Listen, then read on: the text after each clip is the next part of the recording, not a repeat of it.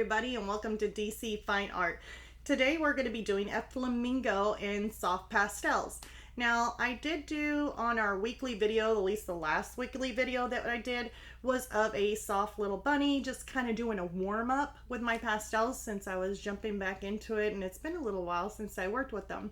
But I went ahead and told you all that we were going to start doing a flamingo. Now, I was wanting to do the flamingo is because I was working on things that make you feel happy, like whether or not it's like a fuzzy little bunny, just something that gives you that warm feeling inside. So I decided to do the bunny as a warm-up, and now I'm working on the next one, which is a flamingo, and it just, the bright colors just definitely gives you like these good vibes, like this happiness of, or at least a glow of the happy colors. So I definitely did a flamingo, and it's got that punch to it. It is a really big painting. It's like a 16 by 20, so it is one of my bigger ones. And we'll be doing in this video would be just basically going through kind of quickly with the background, like doing the background, but I really wanted to focus on some of the detail parts like the eye and the beak. So those were my main focuses on this video. So those are going to be the time consuming parts where I really focused in on it, and that way you can kind of see, and I'm hoping not to rush through it if you guys are still learning, but kind of going over how I get some of the detail in those parts. So yeah, I think that's pretty much it. So we'll be working a lot with the soft pastel pencils in this video, especially for the detail, and it will be a two-part video. So I know that for sure. Not for sure if it's going to be a three-part video. It all just depends on if I have enough time to be able to work on it and get it all into a two-parter, or if I'm going to have to split it up and do a three-part video. So I am not for sure on that, but today's video will be the main focus, like I said, is going to be the eye and the beak part. I did a little bit of color for the neck and the head, but we'll be doing a lot more of the other stuff in the next video. So let's go ahead and jump on into it. All right, so the paper that I'm using is a pastel matte by Clairefontaine. It is like the light gray paper. And I went ahead and transferred, so I got my image on there of the flamingo, so it's with the graphite pencil. And I'm just taking one of the kneaded erasers, like the gummy kneaded eraser. And what I'm doing is just basically picking up any excess graphite. If it's a little bit too thick, you want to go ahead and just kind of dab, just like put a little bit of pressure on it and just kind of pick up some of that excess graphite. Now it will make it a little lighter, but you can still see it. So that way you kind of know where your eye is, or where your basically some of your points are drawn out on it, but it doesn't remove it completely, and that is okay. Now if you left your graphite on there, if it's not really light, if it's kind of a little bit darker, then you may have some issues with some of your pastels not sticking to that. And that's just because the graphite is a little bit more slicker. Pastel does not want to stick to it. So you definitely want to try and pick that up before you start. So that's what I'm doing right here. Kind of put it in fast mode because I think you guys get the drift on that one. I didn't want to spend a lot of time with just me doing that because I am a little slower. I do work a little slower, and that's just because I enjoy it and just like to take my time with it. So now I'm going to go over this background really quickly. I was using a mixture of different brands of pastels sticks that I previously showed in one of my other videos, like using the graphite, or not graphite, but the pastel sticks. And this one here, like my darker colors seem to be a little bit harder, like a little bit more scratchier than my lighter colors. And not for sure if it's just because they were new and I need to get all that rough stuff off, like that gritty, hard, rough stuff off before actually applying it on the paper. But then I went to this blue one by Sennelier, and it actually turned out really soft. So I was able to quickly and easily apply this to the paper. It wasn't scratchy or anything. But yet some of my other Senneliers were a little bit harder, or even the Unison. I had the Unison on like the darker, and it still was a little bit scratchy. So then I take my little blending stump here and I'm just kind of rubbing it back and forth, just kind of blending it out.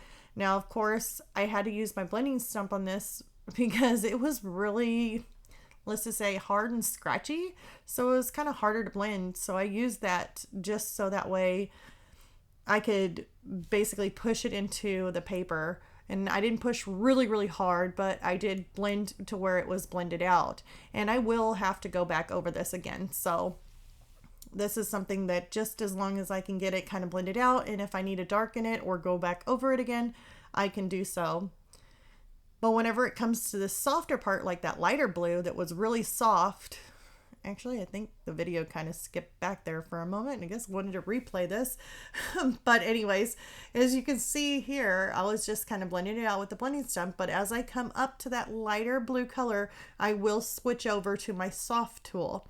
And that's what I use to blend out some of the softer areas. So here I'm just kind of getting in the nitty gritty parts here. And then I should be pulling out my soft tool and going ahead and blending this out. So there's my soft tool.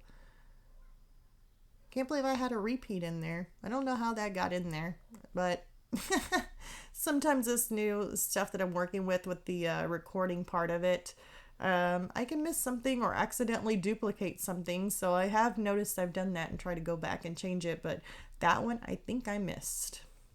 Oh boy.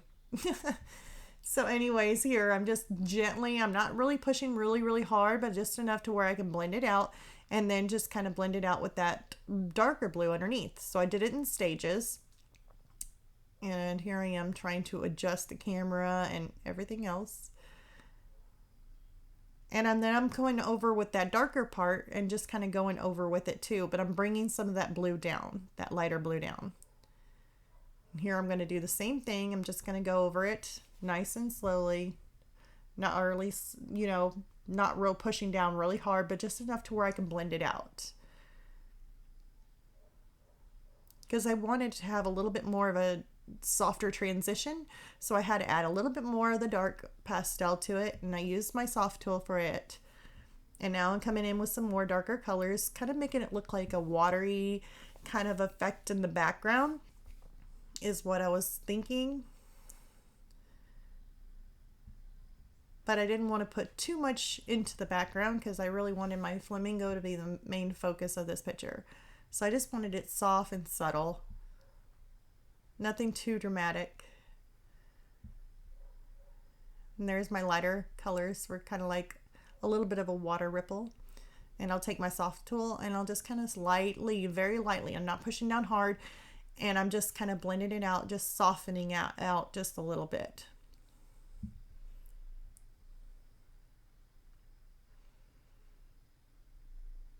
Now here comes the flamingo part of it. Actually, yeah, I'm going to be starting the eye of the flamingo. So first things first, I take out that kneaded eraser and I'll just kind of dab it over the eye. Now it doesn't pick up all the graphite, like I said, so that way you can still see, kind of where the eye is or where a pupil's at. You kind of can still see that.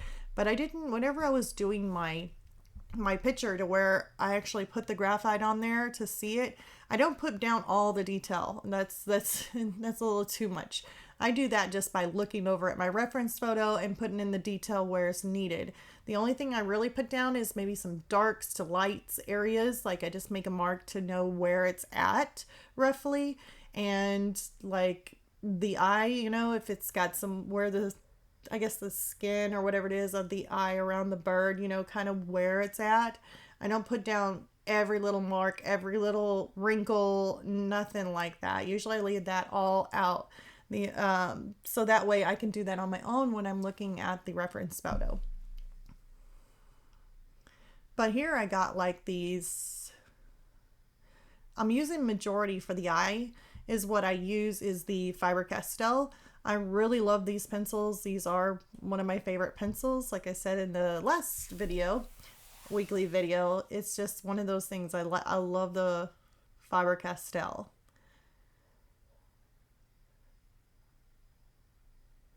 So here I'm just kind of adding in, just following my reference photo. I had some orangey and like orange, like a darker orange and reddish colors within the eye or around the eye. And then it went to like this yellow for around the eye or around the pupil.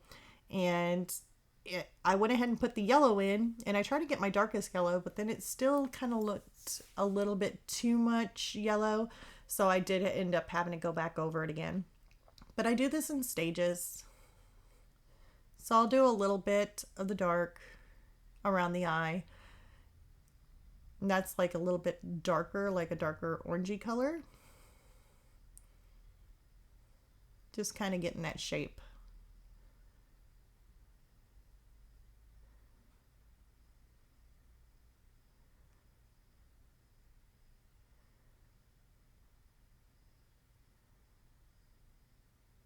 Now for the pupil itself, I'll end up using either a black with a little bit of that blue. And there's like that deep darker blue.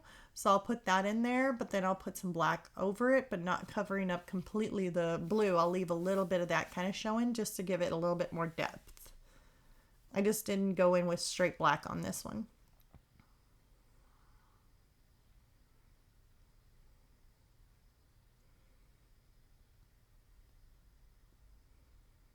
And see, that yellow was just a little bit too bright, so I did have to adjust that a little bit.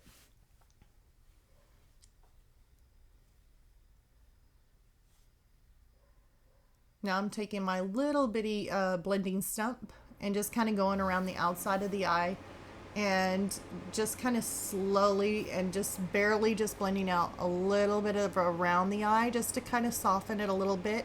And then if I need to add any more, darken it or anything like that, I can always come over the top and just kind of add more and darken it a little bit at a time if needed. Hopefully the AC unit is not too loud. It's going off now.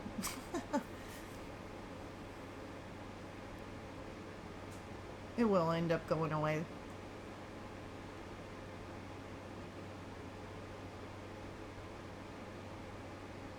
Sometimes whenever you're blending it out and you can see me going slow, I'll blend it around the eye, but then if I see that it needs a little bit of the dark, like the little bit darker orange to kind of come into play, sometimes I might bring that out just a little bit into the eye so I can kind of make it not just like a straight line, but have a little bit of texture to it just by bringing it out a little bit if needed.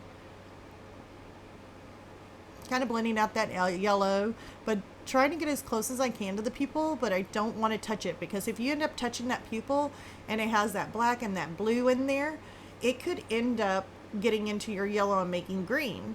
So you have to be very careful not to get too close to it with your little blending stump. Otherwise you may have a little, I guess, a little bit of green in his eye.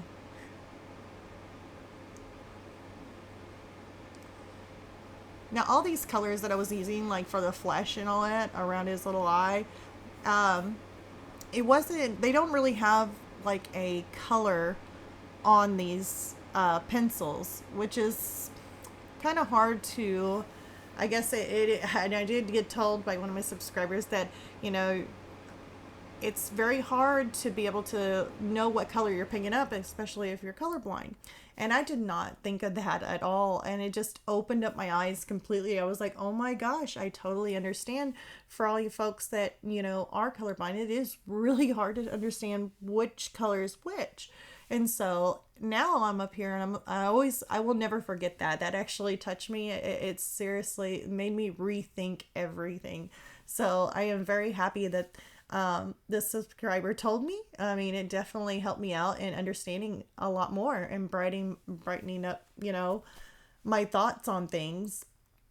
But yeah, it's really hard to describe too, to tell you what color that I'm using, except for by a number. Now, I only picked out, and this is with pretty much, if you're doing something like a skin tone or anything like that, I usually picked out more of the pinkish kind of colors is what I had. I don't really know if there was one that maybe might be a little bit of a flesh tone in it. I don't know the specific color of it. But I usually go by this system whenever I was doing this painting here, is I picked out 4 different colors. Okay, so let's just start from dark to light. I picked out 4 different colors. My darkest color of like a pinkish red would be for the deep dark, wrinkles, that doesn't get much light in the skin. And then the next one is going to be basically your base tone. It's not too dark, it's not too light. It is basically a mid tone. Okay. Then I pick out a little bit lighter than that tone.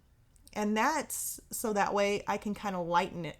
Like if it's a skin tone, I kind of lighten it just a little bit from the base tone. Like the base tone would be like everywhere kind of skin color. And so I can lighten a little bit of the skin. Now I have the last one, the fourth one, is like the lightest color, like more of a creamish color, like a little bit like really light. And this is where some of the sunlight hits and you get that brighter color right on the, edge of like the skin where it kind of puffs out around his eye and the light hits it. That's where the lightest color will go. And I usually work from dark to light on this one. So, I mean, if I don't put in the dark wrinkles first, then I usually just do the base tone first. So you can work base tone, then, start doing your highlights and getting a little bit lighter to your brightest points. And you can always go back to your darkest color for your wrinkles, and you can put them in afterward if you wanted to. So that's what kind of system I did throughout this whole like skin color thing, except that I did throw in a lighter gray, like it would be more like not a really, really light gray, but like a mid-tone gray in some of the shadowing and stuff when I start getting down into his beak. So yeah, pretty much the 4 colors is what I stuck with, besides some of the gray that I did add in there. And then I went back on this eye because right now I'm just kind of creating little highlights here and there around the eye. And there's a little bit of like a darker gray, and that was in a little crack in the corner of his eye right underneath where some of the skin was, and it was a little bit darker, so I just added in a darker gray. And I also took out a brown, and the brown, you'll see me end up going back to his eye because I needed to make right around the edge of his eye a little bit darker, and I did take a little bit of a darker brown to that.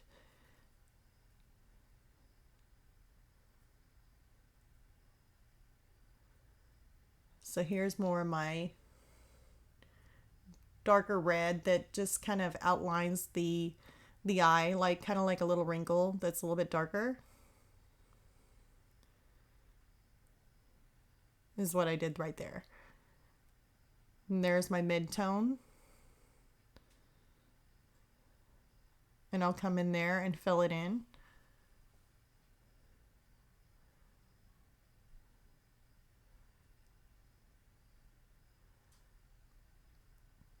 And then I can always come back and put in my highlight, and then I guess it would be like my extra light highlight. I don't know how else to put it. My 4 stages. And I just use basically those pencils and going back and forth with it.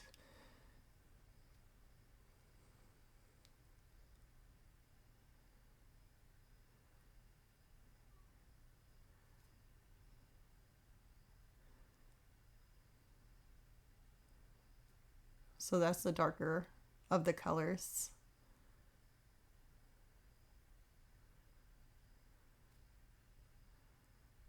And I'm just trying to make that around the eye a little bit darker is what I'm trying to do.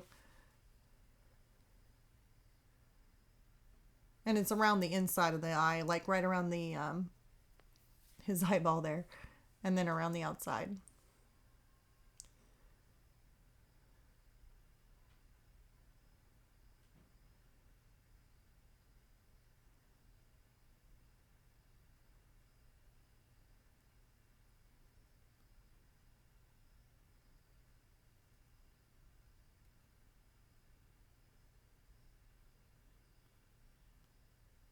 I know it's hard to see with my hand in the way. I know I'm sure I'll move it, but just creating some little wrinkles in his eye and just looking at my reference photo is all I'm doing.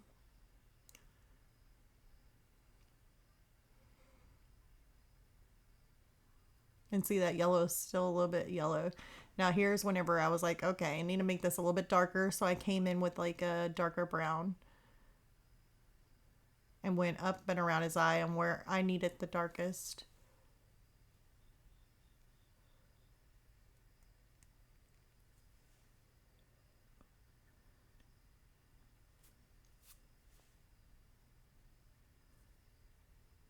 Now I'm taking my little blending stump and just kind of going around, blending it out, but not completely, just in some areas that looked a little rough or I wanted it smoothed out a little bit softer is all I'm doing with that little bitty point. And I like using my softer or my little blending stump for the small details like this. But I don't blend out everything. I just blend out areas that maybe I need to soften a little bit or blend it a little bit because it looks a little bit, the contrast between the light and dark was a little rough looking. Now I'm taking out my little kneaded eraser and just taking some of that excess graphite off because I will be working my way on down.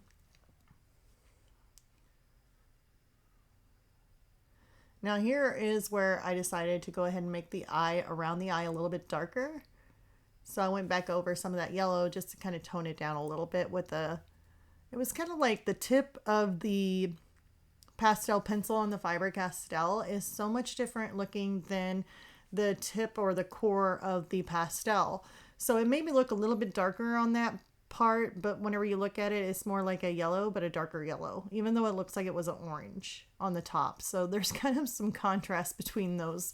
I can't really look just at the top color of the pencil. You actually have to look at the core in order to kind of see or get an idea of what that color is going to be. So they didn't really match them up too well on that part.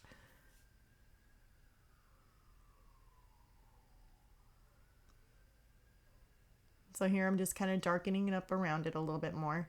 And yeah, you can go back and forth. I mean, that's the one thing about using pastels is just so much fun. They are forgiving.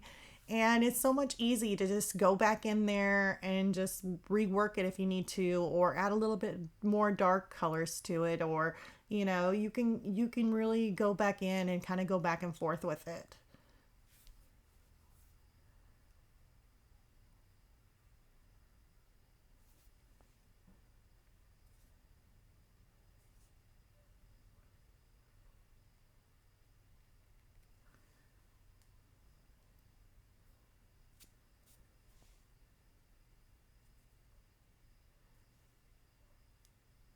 Now there's my brightest color. I think, yeah, that's more like a creamish color and it's like my brightest color.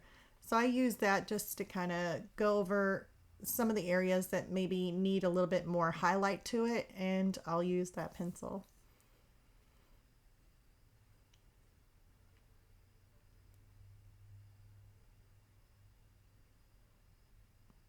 And I don't just make a solid streak on this one here because it was a little bit textured with the skin. So I kind of dabbed it in areas that needed it.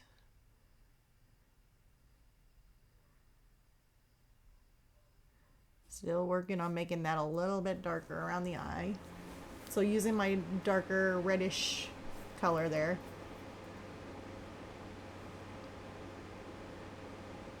And I know whenever I was working on this, I was like, oh my God, I'm doing this eye. I like the eye. It looks kind of cool looking. And then I started doing the skin around the eye, and then I left it like that, just looking at it. And every time I look back at it, I was like, it looks like I'm creating like one of those life preservers or whatever it is, like a ring. Like it looked funny. So it just looked funny.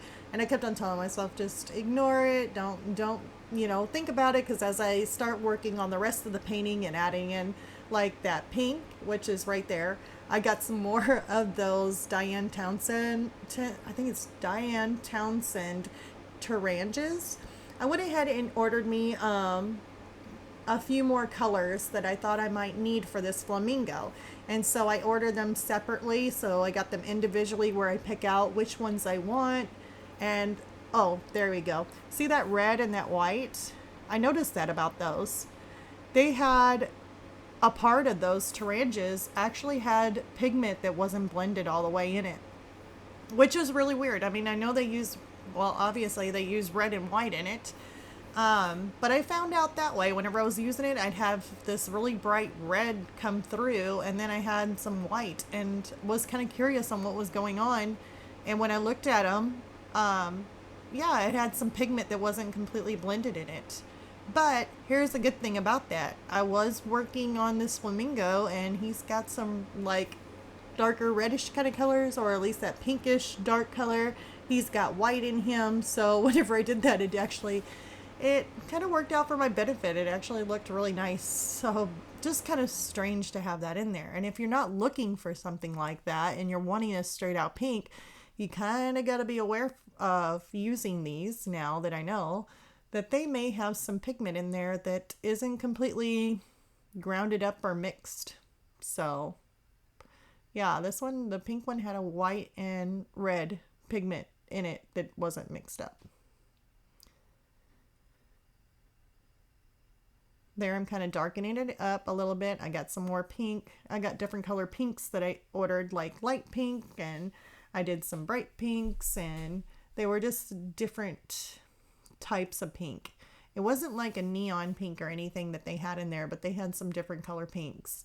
And I just kind of got from the darker ones, or the darkest ones, to the lightest ones, just kind of giving me a mixture or variety that I might need. Like I said, I usually like working with 4 different colors, having my darkest color, having my mid-tone, having a lighter color than the mid-tone, and then having my brightest color. And that's not meaning white, like besides just going pure white. I try and get a brighter color, but yet not white.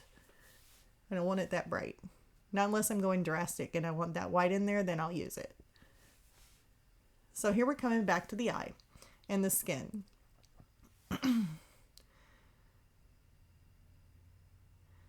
And I do believe on this one here, I just kind of stayed in this mode because I worked really, really slow and I didn't want to make it too long of a video.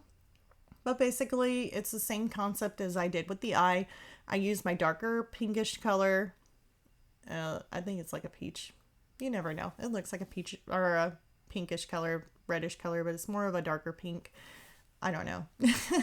It's a number system. Oh boy. But I used that in order to fill in a lot of the cracks and everything, or the little wrinkles and stuff around the flamingo's eye. And then I picked up some other pastel pencils because I know I needed to fill right around his eye, like closest to his eye where I didn't touch. So I kind of used some of my, right there, it's my Stabilo Carbothello soft pastel pencils, just trying to see a close match. And then I picked up my Caran d'Ache just to see if I got even a closer match, and that was a little bit of a lighter color.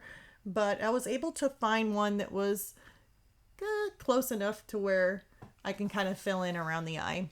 Because I would have to go back through it if I want to add some more darker colors or darker shades around there. So, but it was just enough to where I can fill in around the eye.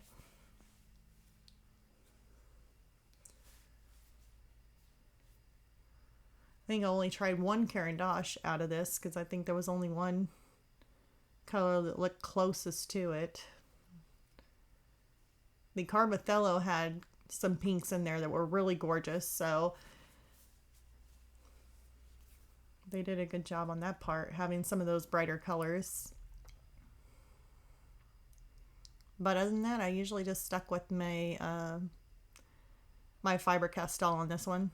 Here I'm adding in a little bit of those, the gray tone, where it's a little bit shaded. So I used that kind of shading around the beak and areas that in the reference photo had a little bit of shade or a wrinkle that looked like it was more of a shadowy kind of look to it. So I used a gray.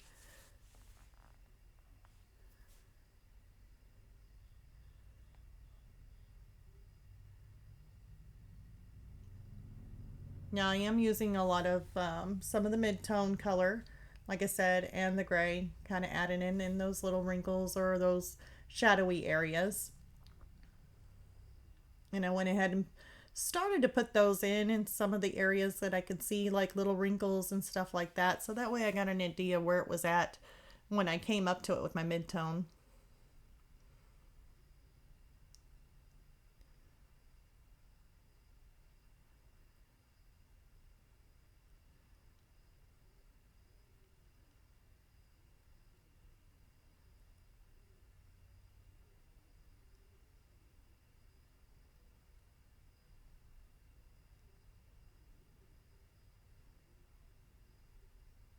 Now I'm using a little bit of a bigger blending stump so that way I can kind of cover a bigger area. So you don't always have to use the small one. It's just if you're wanting to blend out some smaller areas. Using that kneaded eraser, kind of getting rid of some of that graphite that's on there because I will be working my way on down.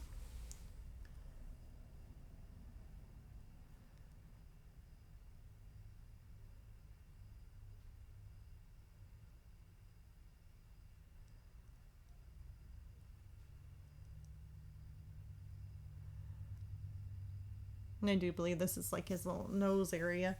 And it was darker, so I add a little bit of that darker red that I have. And then I'll end up putting black into the center where it goes in, like where his nose area is. There's the black. Coming out from that black was a little bit of gray, and then I went to like kind of staged it out. Blended it out with my little blending stump. And then now I'm going in through here with a little bit more of my mid-tone. And that way I can add the highlight, see? And that's not even the brightest highlight. If I wanted to go over with a brighter highlight, I will end up doing that.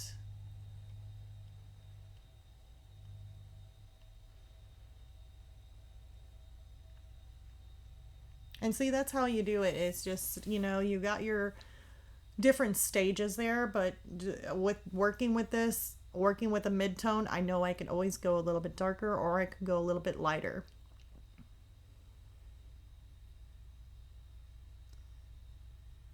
And that's like a little indentation in his beak.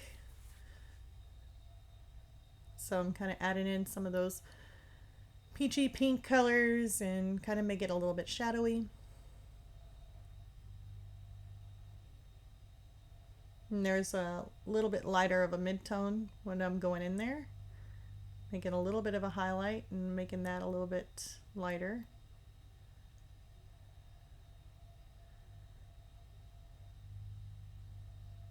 It's either that or actually I can't really see. I think some of the times you have some little openings where you can see some of the paper through it and you can go back through it, but there I tried adding a little bit more of a kind of like a tan kind of color to it because I was like looking at the reference photo and it just looked kind of beigey. So I wanted to give it a try and use some of my Unison to kind of add that little color in there. And I wasn't totally happy with that. So you'll end up seeing me go back with a kneaded eraser and just kind of pick it up a little bit because I tried going over it and it just added a little bit too much pigment to the paper to where it didn't want to take my pencils. So I just came through and you'll see me end up doing the kneaded eraser with it, kind of picking up some of the pigment so that way I can kind of change the tone of it.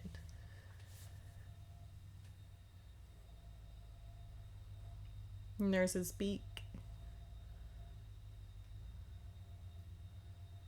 At least the opening of his beak, I guess. And I'm using black in this with a little bit of the blue. It's more black than blue though.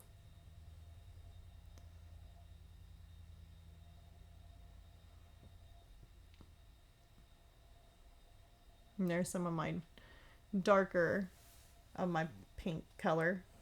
Just adding texture.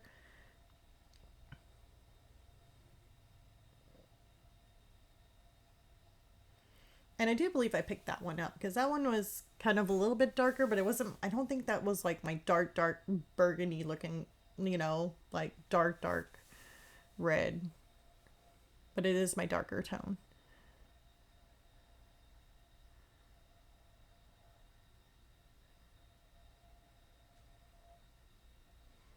I'm just kind of blending that out a little bit because I could see some of the paper through it. So wanted to get some of that blended in. Adding a slight highlight around the edge of his mouth or the lip of it.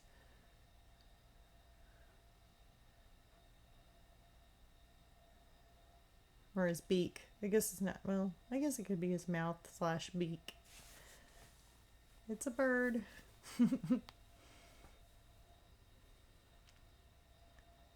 And then I come back through, add a little bit more shadow, and there is where I was trying to fix that and kind of lighten it up a little bit, and it didn't really want to take, so I used that kneaded eraser to kind of pick up some of the pigment off of there, and then I was able to go back through with a mid-tone and change it up. So it did take it after I got through picking up some of the pigment. I wanted to change that color up a little bit.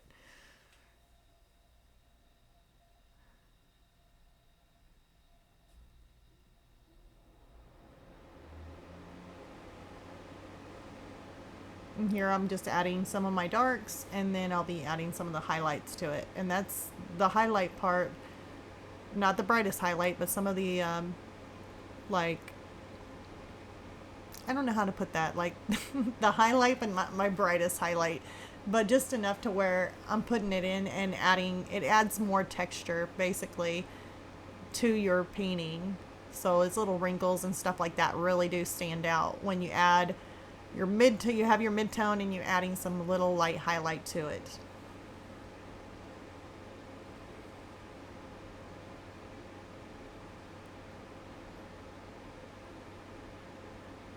Adding a little bit more gray for some of the shadowy areas that I see.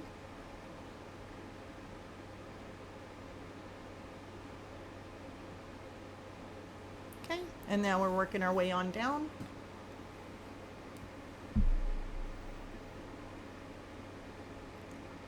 So here I'm going to go ahead and add in some of that black, and I'll go all the way around it using some of my Faber-Castell, the black in that one, just to kind of get it away from the edge before I start using my Unison. And it's the number on that, I do have the number on that. I think it was CB1 or CB2. This might answer your question. In Fairview, it is 09. That was Alexa telling me the temperature. Wow. I don't know where she got that from. You gotta watch out for her. But I was using CB2 is the number color on that. So it is a black, but it was really beautiful. I ended up getting that in a set, and then I added some blue to it too, just on the edge there. But it was a really beautiful set that I got. It was like a set of, let's see here, it's a set of 12, and it was like the midnight little set that they have. And so it has some dark rich purples, some dark rich blues, and then it transitions into a black mixed with a little bit of maybe a little slight hint of blue. And so I got that because I really do like having some of those darker colors in there that have some rich mixture to it of a little hint of blue or a purple tone in it, not just straight black. But that ended up being a really pretty black. It was really rich, it was really dark, and I definitely needed that for his beak. And so now I'm taking some of my blue pencils here, and I'm just kind of going around the edges, just kind of cleaning it up is all I'm doing. And then off to the final part of this. So anyways, if you guys are new here, I definitely would like for you to guys to subscribe or hit the like button. I'd love to have you guys on my channel. And then for those of you that have been on my channel and been with me all this time, thank you so much. I am a growing channel and super excited about seeing it grow. Love to definitely get on up there and start doing some, gosh, I wish I could do some live videos. That would be so much fun. But I think that might be maybe in the future, but we will have to see. But yeah, definitely, if you're new here, hit the like and subscribe. I definitely like seeing those likes. Lets me know and YouTube know that you guys liked it and by putting it out there. So that's awesome. All right, well, I hope you guys enjoyed this, and I'll see you all next week for part 2 of this flamingo. Bye, you guys.